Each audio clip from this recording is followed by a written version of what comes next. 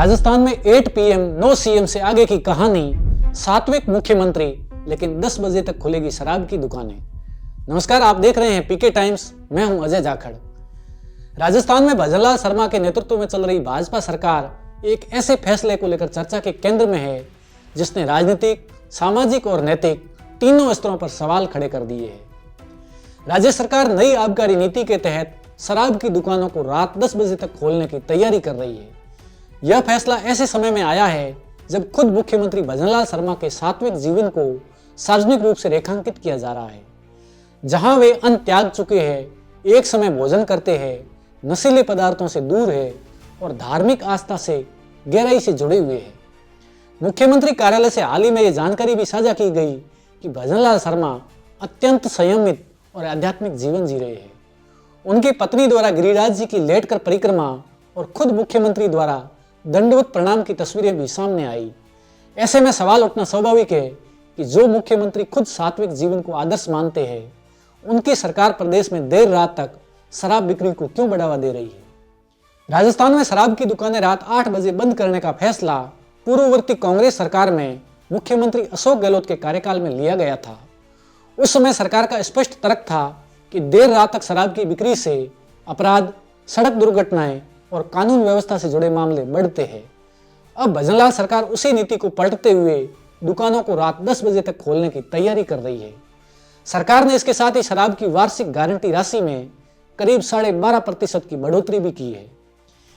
साफ है कि दुकानें देर तक खुलेगी तो बिक्री बढ़ेगी और सरकार का राजस्व भी। लेकिन सवाल यह है कि क्या राजस्व के लिए सामाजिक जोखिम को नजरअंदाज किया जा सकता है। राजस्थान की राजनीति में 8 PM 9 CM का जुमला पहले ही खासा चर्चित रहा है। यह टिप्पणी नागौर सांसद और राष्ट्रीय लोकतांत्रिक पार्टी के सुप्रीमो हनुमान बेनीवाल ने पूर्व मुख्यमंत्री वसुंधरा राजे के संदर्भ में की थी।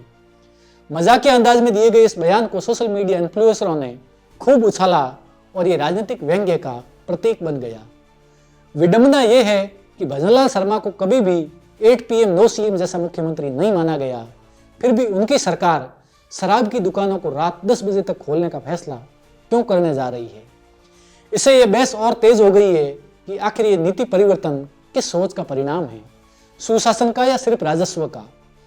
शराब की दुकानें देर तक खोलने के पक्ष में दिए जा रहे तर्कों में एक बड़ा तर्क यह भी है कि पड़ोसी राज्यों जैसे हरियाणा, उत्तर प्रदेश और दिल्ली में शराब की दुकानें 10 या 11 बजे तक खुली रहती है। इससे सीमावर्ती इलाकों में लोग राजस्थान से बाहर जाकर शराब खरीदते हैं और राज्य को राजस्व का नुकसान होता है। लेकिन आलोचकों का कहना है कि यदि तुलना ही करनी है तो सिर्फ शराब के मामले में ही क्यों, पेट्रोल और डीजल की कीमतों की तुलना क्यों नहीं की जाती। राजस्थान के पड़ोसी राज्यों गुजरात, हरियाणा और उत्तर प्रदेश में पेट्रोल डीजल राजस्थान की तुलना में 8 से 10 रुपए तक प्रति लीटर सस्ता है। यही वजह है कि सीमावर्ती जिलों में कई पेट्रोल पंप या तो बंद हो चुके हैं या घाटे में चल रहे हैं, क्योंकि लोग ईंधन खरीदने के लिए पड़ोसी राज्यों की सीमा पार कर रहे हैं। यदि राजस्व और सीमा पार खरीदने का ही तर्क है तो फिर पेट्रोल डीजल पर टैक्स घटाने का साहसिक फैसला क्यों नहीं लिया जाता।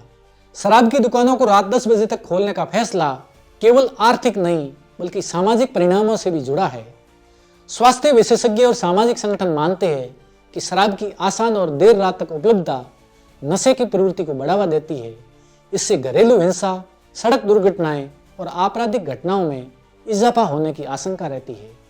खासकर छोटे शहरों और कस्बों में जहां पुलिस संसाधन पहले से सीमित है, देर रात तक शराब बिक्री कानून व्यवस्था के लिए भी एक नई चुनौती बन सकती है।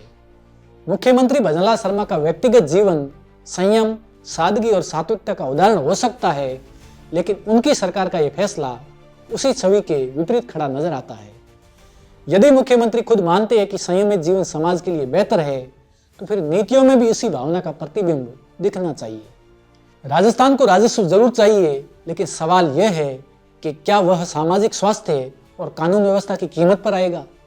यही वह सवाल है जिसका जवाब आने वाले दिनों में भजनलाल सरकार को जनता को देना होगा।